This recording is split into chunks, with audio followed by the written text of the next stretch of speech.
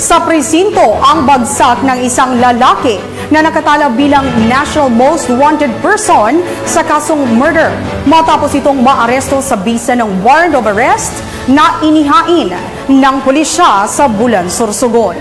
Mag-uulat dyan si Police Corporal Brian Imperial. Sinilin ng pulisya ang warrant of arrest laban sa isang National Most Wanted bandang alas 9 ng Hunyo 27 taong kasalukuyan. Ang suspect ay nakilala bilang alias Galog, 29 anyos at nakalista bilang ika-25 sa talaan ng National Most Wanted Person ng Department of the Interior in Local Government.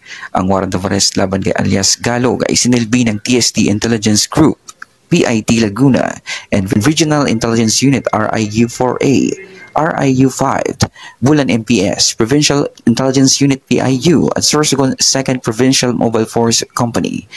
Ayon sa Bulan PNP, si Galog ay kasalukuyang nasa kustodiya na ng Bulan Municipal Police Station matapos mahuli noong Hunyo 22 sa Barangay San Andres, Santo Domingo, Albay sa isang matagumpay na drug buy bust operation.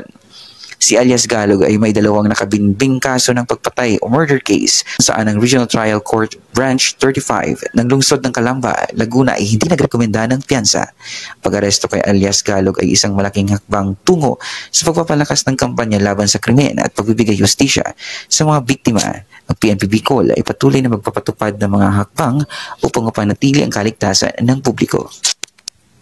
Mula dito sa Legazpi City, ako ang inyong PNN correspondent, Police Corporal Brian Imperial, alagad ng batas, tagataguyod ng Balitang Pulis.